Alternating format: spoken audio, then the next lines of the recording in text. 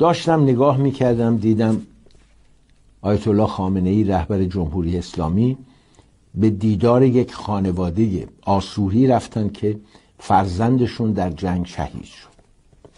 خیلی برای من جالب بودیم، واقعا متأثر شدم. 2-3 جا اونجایی که مادر برگشت گفت من به همه میگفتم ایشون رهبر ما هم هست، نه فقط رهبر مسلمونا، ما هم ایرانی هستیم و درودی که به ایران فرستادن. و من این چند تیکه کوتاه رو از این فیلم ببینید. خوبم. الان شما را دیدم خوشحال شدم. این خونه کوچیک، کلبه کوچیک پر شده. خدا انشالله حفظت. من خیلی خوشحال شدم آقا چه شما تشریف آوردین خونه ای من. الحمدلله. چند سال من مشتاق بودم که شما بیایید. به همه میگفتم بابا رهبر مال منم هست، مگه من مسلمون هست. این رهبر برای همه است. میخواستم ببینمش.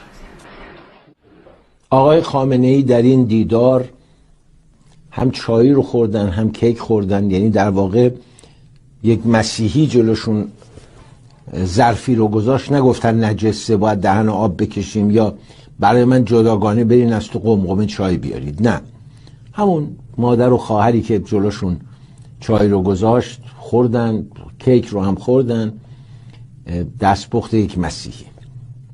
آجا این کیک خونگیه دست درد میکنه، خیلی کیک خوشمزه ایه. شما نمیخورید؟ بفرمایید. میوم باید بخورین، از این آجیلا باید بخورین. عید آمدین منزل شهید روبرت پلازا. فقط ها جانبی خونم کوچیکه دیگه، چیکار کنم؟ دلتون بزرگ باشه. وقتی دل انسان بزرگ بود، وقتی انسان هدف داشت، با اون هدف همراه بود، همه جا براش بسته.